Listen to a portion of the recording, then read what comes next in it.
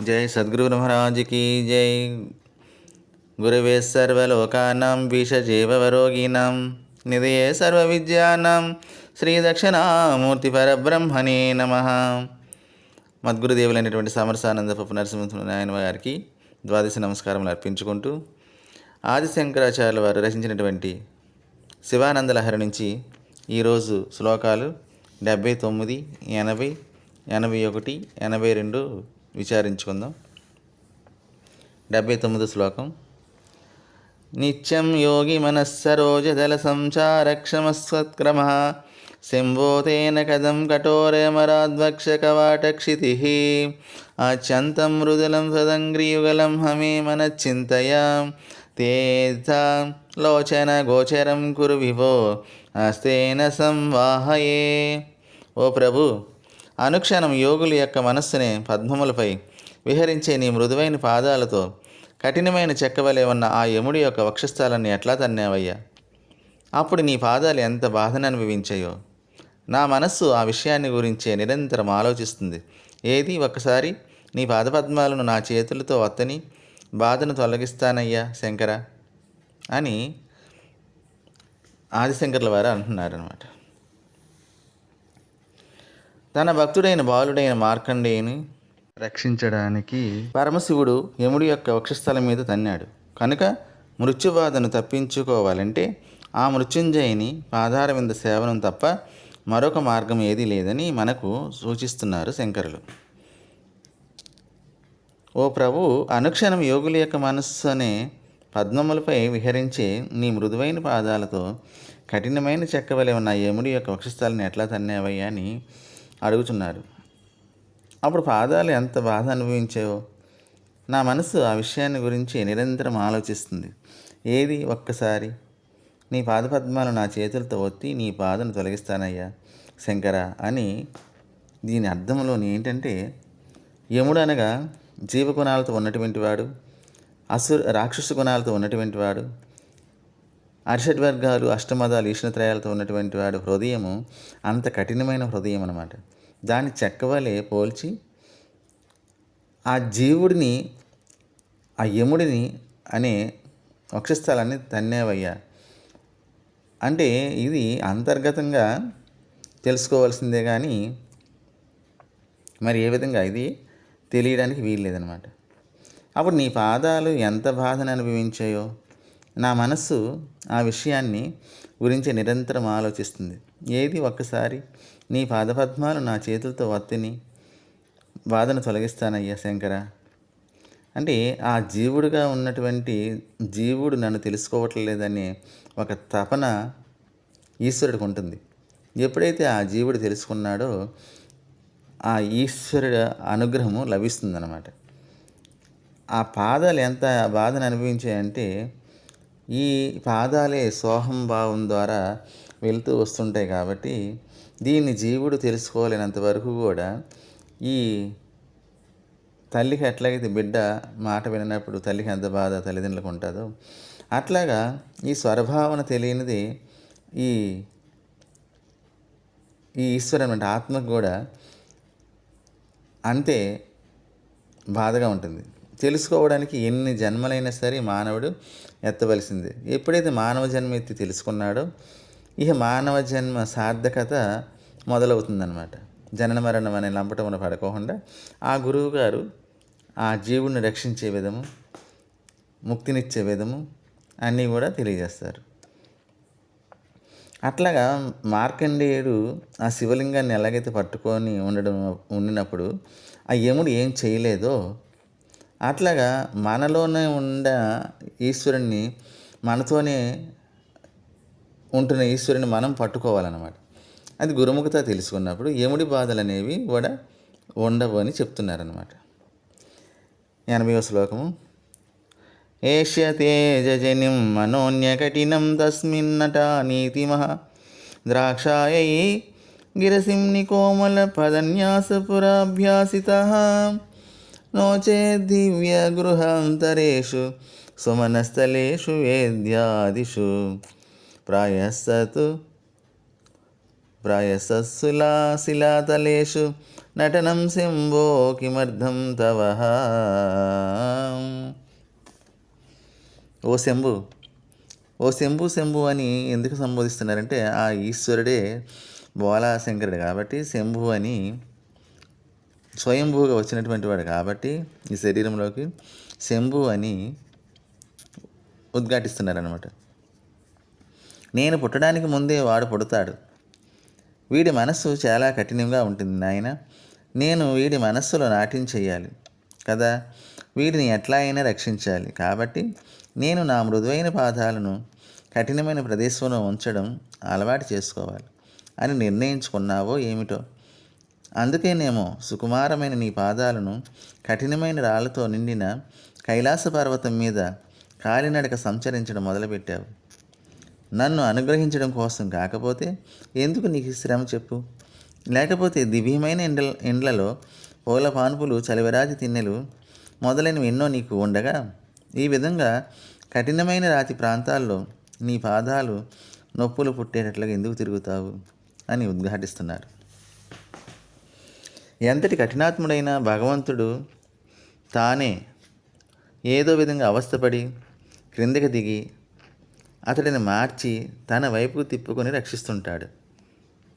అంటే ఎంతటి కఠినాత్ముడినైనా భగవంతుడు తానే ఏదో విధంగా అవస్థపడి క్రిందకి దిగి అతడిని మార్చి తన వైపు తిప్పుకొని రక్షిస్తాడు. ఎలాంటి వారిని? శివనామస్మరణ, గురువుని చేరి శివస్వరూపాన్ని, ఆత్మస్వరూపాన్ని తెలుసుకున్నటువంటి వాడిని. తెలుసుకున్నా తెలియకపోయినా దీన్ని, ఈ జీవుడిని నడిపిస్తున్నది ఆ ఆత్మస్వరూపమే. దీన్ని యథార్థంగా ఎవరైతే తెలుసుకుంటారో వారికి ఆ గురుకరుణ, ఈశ్వర కరుణ అన్నీ కూడా అనుగ్రహము లభిస్తూ ఉంటాయి అన్నమాట. ఆ భగవంతుడి దయ అపారమైనది, అంటే లెక్క కట్టలేనిది, విలువ లెక్క కట్టలేనిది అనమాట. మనల్ని కాపాడే బాధ్యత ఆయన తన మీదనే వేసుకుంటారు. ఆయన పట్ల కృతజ్ఞత చూపించడమే మనం చేయాల్సిన పని. మరి ఎట్లాగా పని అంతా ఆయన తన మీద వేసుకొని చేస్తుంటున్నారంటే ఇది యథార్థంగా జరుగుతున్నది గురువు దగ్గరికి వచ్చి తెలుసుకున్నటువంటి వారికి. మరి కృతజ్ఞత చూపించాలంటే, మనం థ్యాంక్స్ చెప్పాలంటే, కృతజ్ఞత చెప్పాలంటే ఎదుటి వ్యక్తి మన సహాయం చేసినప్పుడు తన్ని మనం కృతజ్ఞత భావంగా థ్యాంక్స్ అని చెప్తాం. మరి ఇప్పుడు ఈశ్వరుడు ఎక్కడున్నాడని చెప్తారు? మరి ఎక్కడ లేకపోతే ఎందుకు ఆ మాట అన్నారు? యథార్థంగా ఉన్నారు కాబట్టి ఈ పదాన్ని ఉచ్చరించవలసి వచ్చిందనమాట. భగవంతుడు ఏదో ఇస్తాడని కాకుండా మనకి బుద్ధితో కూడిన ఈ మానవ శరీరాన్ని ఇచ్చినందుకే ఆయనని నిత్యం ఆరాధించాలి అని సూచిస్తున్నారు. ఇందులో అంతర్గతము, అంతర్ముఖము, అంతరార్థం ఏంటంటే, మనం భగవంతుని ఏదో ఇవ్వాలని ఇంకా కోరడానికి వీలు లేదు. ఇక్కడ భగవంతుడే ఈ శరీరంలో ఉన్నాడు. తనకి ఏమేమి కావాలో అన్నీ కూడా ఈ అవయవాలతోని, ఇంద్రియాలతోని, 24 ఇంద్రియాలతో ఉపయోగించుకొని 24 ఇంద్రియాలని కర్మ చేస్తున్నాడు అనమాట. ఈ కర్మ జీవుడు చేస్తున్నాడంటే మళ్ళీ జనన మరణ లంపడంలో పడతాడు. ఇది యథార్థంగా తెలుసుకొని ఈశ్వరుడు చేస్తున్నాడంటే మోక్షధామాన్ని చేరుకుంటాడు. అండ్ అది అంతవరకు కూడా ఆ శ్లోకానికి అర్థము. 81వ శ్లోకము. కంచిత్ కాలమమామహేశ భవతః పాదారవిందార్చనై కంచిత్ ధ్యాన సమాధి విచ్చనతిభిః కంచిత్ కదా కర్ణనై కంచిత్ కంచిదవేక్షణైశ్చ శృతిభిః కంచిద్దశామీదృశం యః ప్రాప్నోతి ముదాత్త దర్పితమానా జీవన్ సముక్తః ఖలు. ఓ ఉమామహేశ్వర శివ, ఏ మానవుడు నువ్వు అతడికి ఇచ్చిన సమయంలో కొంత భాగాన్ని నీ పాదార విందాలను పూజించడానికి, మరికొంత సమయం నిన్ను ధ్యానించి సమాధి స్థితిలో నీతో ఉండడానికి, ఇంకొంతసేపు నిన్ను స్తోత్రం చేయడానికి, ఇసుమంత సమయము నీ కథలను, చరిత్రలను వినడానికి, రవ్వంత సమయము నిన్ను చూడడానికి వినియోగిస్తూ ఉత్తమంగా గొప్పగా తన జీవితకాలాన్ని గడుపుతూ ఎవరైతే ఉంటారో ఆ మానవుడు బంధముల నుండి, ఈ సంసారం నుండి విడిచిపెట్టబడి ముక్తుడు అవుతున్నాడని ఇంత ఘంటాపదంగా మనకి ఆ శంకరులే ఆదిశంకరాచార్యుల రూపంలో వచ్చి ఈ శివానందలహరిని రచించి తెలుసుకోనటువంటి మానవులకి తెలియచేస్తూ ఈ శివానంద లహరి ద్వారా మనకి ఈ అంతర్ముఖ అర్థాలన్నీ కూడా వివరించి ఉన్నారన్నమాట. ఓ ఉమామహేశ్వర శివ, ఏ మానవుడు నువ్వు అతడికి ఇచ్చిన సమయంలో ఇవన్నీ కూడా కొంత భాగాన్ని మనకి ఇచ్చిన సమయాన్ని పాదార విందాలు పూజించడానికి, మరికొంత సమయం నిన్ను ధ్యానించి సమాధి స్థితిలో నీలో ఉండడానికి, అంటే సమాధి స్థితిలో ఉండడం అంటే ఈశ్వరుడే ఉన్నాడు అని యథార్థాన్ని తెలుసుకోవడం. ఆ ఈశ్వరుడితోని జీవుడు మమేకమై, ఈ జీవుడు ఈశ్వరుడితో మమేకమై, ఈ యథార్థము తెలియలేక ఎంతోమంది మానవులు జనన మరణాలని లంపటంలో పడుతూ కష్టసుఖాలు ఉన్నాయని నన్ను రక్షించేవాడు దేవుడు ఉన్నాడని చెప్పి భ్రాంతుల్లో పడుతున్నారు. అసలు ఉన్నదే భగవంతుడు ఈ శరీరాన్ని వాడుకొని వదిలేస్తున్నాడు. ఈ యథార్థం ఎవరైతే తెలుసుకుంటారో గురుముఖత, వారికి జన్మ ధన్యం అవుతుందని తెలియజేస్తున్నారు. స్తోత్రం చేయడానికి ఇసుమంత సమయం నీ కథలను చరిత్రలు వినడానికి ఇవన్నీ బాగానే ఉన్నాయి. వినడానికి చెవులు ఉన్నాయి, స్తోత్రం చేయడానికి నోరుంది, మరి నిన్ను చూడడానికి కళ్ళు ఉన్నాయి, కానీ వస్తువు కనబడతలేదు. మరి ఇక్కడ రాశారంటే చూడడానికంటే యథార్థంగా ఉన్న ఈశ్వరుణ్ణి చూడాలంటే తాను మంత్రోపదేశం తీసుకొని పంచాక్షరి మహామంత్రం ద్వారా ఆ శివుడు ఎట్లా ఉన్నాడని ఆ ఆత్మస్వరూపాన్ని గురువు ద్వారా ఎరిగి తన జీవితాన్ని గురువుకి అర్పించుకోవడమే జన్మ యొక్క రహస్యం అన్నమాట. మానవునికి భగవంతుడిచ్చిన ఆయురార్థం 100 సంవత్సరాలు. అందులో బాల్యానికి కొంత సమయం, యవ్వన సుఖాలను అనుభవించడానికి, ముసలితనమును అనేక విధాల చింతన కోసం మరింత సమయం, నిద్రకి మరికొంత సమయం వినియోగిస్తూ కాలం గడిపేస్తారు. వివేకహీనుడై ప్రవర్తిస్తే భగవంతుడు మనకు అనుగ్రహించిన ఈ మానవ శరీరాన్ని విడిచిపెట్టిన తర్వాత మళ్ళీ ఇదే జన్మ వస్తుందన్న నమ్మకం ఏమీ లేదు. మళ్ళీ ఎప్పటికి మానవ జన్మ వస్తుందో, మళ్ళీ ఎప్పటికీ భగవంతుని స్మరించుకునే శక్తివంతమైన అవకాశం లభిస్తుందో అని ఎదురు చూడడం తప్ప మనం ఇంకేం చేయలేం. కాబట్టి మనకి భగవంతుడిచ్చిన సమయాన్ని ఆ పరమాత్మని అన్ని విధాలుగా ఆరాధించే అవకాశంగా చేజిక్కించుకునే ప్రయత్నం చేయాలి అని బోధిస్తున్నారు. ప్రహ్లాదుడు చెప్పినట్లుగా శరీరంలోని అవయవాలను ఆయన సేవకే వినియోగించాలని శంకరుల వారు మనకి ఉద్ఘాటిస్తున్నారన్నమాట. 82వ శ్లోకము. బాణత్వం వృషభత్వమర్ధ వపుషా భార్యాత్వమార్యావతే పతే గోనిత్వం సకితా మృదంగవహతా చేత్యాదిరూపం దదౌ త్వత్పాదేనయనార్పణం చ కృతవాన్ త్వద్దేహభాగో హరిః పూజ్యాత్ పూజ్యతరः స ఏవ హి న చేత్కోవ తదన్యోదికః. ఓ సాంబశివ పరమేశ్వర, నిన్ను ఆరాధించడం కోసమే శ్రీహరి త్రిపురాసుర సంహార కాలంలో నీ చేతి బాణమయ్యాడు, నీకు వృషభ వాహనమయ్యాడు, శరీరంలో సగభాగాన్ని ఆక్రమించి నీకు భార్య అయ్యాడు, నీ పాదార విందాన్ని చూడడం కోసం వరాహ రూపాన్ని ధరించాడు, మోహిని రూపాన్ని ధరించి సఖిగా ఉన్నాడు. కైలాసంలో సంధ్యా సమయంలో నువ్వు తాండవం చేసేటప్పుడు మృదంగం వాయించేవాడే ఉన్నాడు. ఈ విధముగా మహావిష్ణువు నిన్ను సేవించడం కోసం ఇన్ని రూపాలు ధరించాడు. ఇంకా నీ పాదార విందాలను కమలాలతో పూజిస్తూ ఒక కమలం తక్కువైనప్పుడు నీ పరీక్షకు నిలబడి తన పద్మం లాంటి కంటినే నీకు కమలంగా అర్చించాడు, నీ శరీరంలో భాగమయ్యాడు. అందువలననే పూజింపదగిన వారందరిలోకి శ్రీ మహావిష్ణువు అత్యంత అధిక పూజనీయుడయ్యాడు. మిగిలిన దేవతలెవరు కూడా శ్రీహరిని మించిన వాళ్ళు కాలేకపోయారు. దీని అంతరార్థం ఏంటంటే, త్రిపురాసుర సంహార కాలంలో నీ చేతి బాణం అయ్యాడు, నీకు వృషభ వాహనం అయ్యాడు. ఎవరు? విష్ణుమూర్తి అని చెప్తున్నారు. శరీరం సగభాగాన్ని ఆక్రమించి నీకు భార్య అయ్యాడు. అంటే ఎడమ పక్క స్త్రీ భాగము, కుడిపక్క పురుష భాగము అని అర్ధనారీశ్వరత్వం మానవ శరీరంలోనే ఉన్నదనమాట. ఈ శరీరమే విష్ణు అలంకార ప్రియుడని, శరీరాన్ని ఎవరైతే ధరించి అలంకరించుకుంటున్నారో వారే విష్ణుమోదక ప్రియులు అనమాట, విష్ణు స్వరూపం గలవారు. విష్ణువే ప్రకృతి, ఆ ప్రకృతి నడిపించేది శివస్వరూపం. ఈ రెండు కూడా ఎడతెగకుండా ఈ డిసెంబర్ మాసంలో ఆ తులసి దగ్గర సాలగ్రామం పెట్టి రెండింటిని పూజ చేస్తూ ఉంటారు. అలా కార్తీక మాసంలో కూడా శివుడిని తులసిని పూజ చేస్తారు. అట్లాగే ఈ ధనుర్మాసంలో మార్గశిర మాసంలో తులసి దగ్గర సాలగ్రామం పెట్టి రెండింటికి పూజ చేస్తారన్నమాట. దీని అంతరార్థం కూడా తెలుసుకోవాలన్నమాట. ఇట్లా మరి మోహిని రూపాన్ని ధరించి సఖిగా ఉన్నాడు అని అన్నారు. మరి ఎక్కడ భస్మాసురుడు కథలోని ఆ విష్ణువే మోహిని స్వరూపంగా వచ్చి తనని శివుడిని రక్షించడానికి వచ్చారనమాట.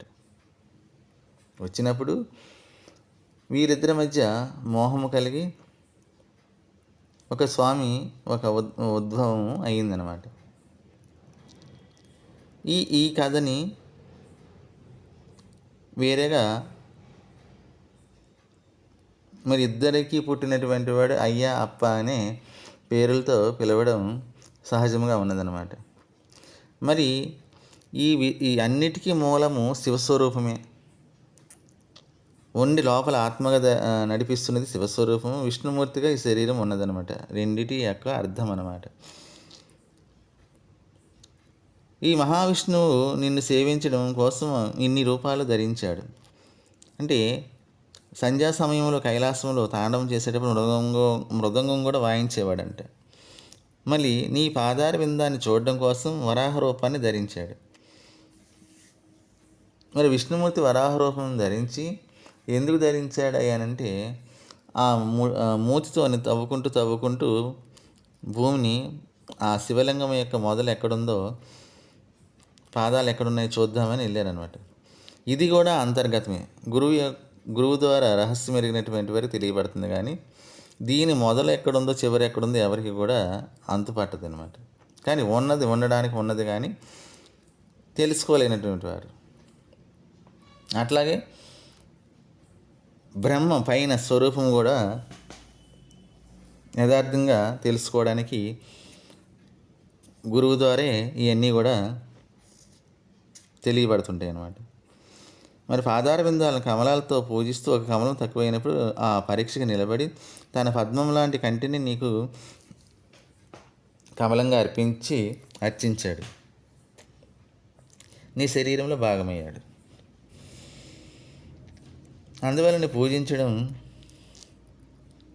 అందువలన పూజింపదగిన వారందరిలోకి శ్రీ మహావిష్ణువు అత్యంత అధిక పూజనీయుడు. ఇప్పుడు శివస్వరూపాన్ని పూజించినటువంటి వాడు మహావిష్ణువు. మరి మహావిష్ణువు అయి ఉన్నటువంటి వాడు నీవే. ఎవరైతే శరీరాన్ని ధరించి ఉన్నారో వారు విష్ణు స్వరూపము. మరి శివస్వరూపాన్ని తెలుసుకొని ఈశ్వర స్వరూపాన్ని తెలుసుకొని పూజించడమే జన్మ యొక్క రహస్యం అన్నమాట. అట్లాగే శివభక్తుల్లో ముందు చెప్పవలసిన వాడు కూడా శ్రీ మహావిష్ణువే. ఆయనే శివుని నిరంతరం ఆరాధించి ఆయన భక్తుడైనప్పుడు ఇక విష్ణు భక్తులు కూడా శివుని ఆరాధించవచ్చు అని తెలుసుకోవాలి. శివుణ్ణి నిందించవలసిన పని అసలే లేదు. ఈ శ్లోకం ద్వారా శివకేశవులు ఇద్దరు ఒక్కటే అని, వారిద్దరిలో తేడా చూడకూడదని మనకి బోధిస్తున్నారన్నమాట. 83వ శ్లోకము రేపు వచ్చే భాగంలో ముచ్చటించుకుందాం. జై సద్గురు మహారాజ్కి జై.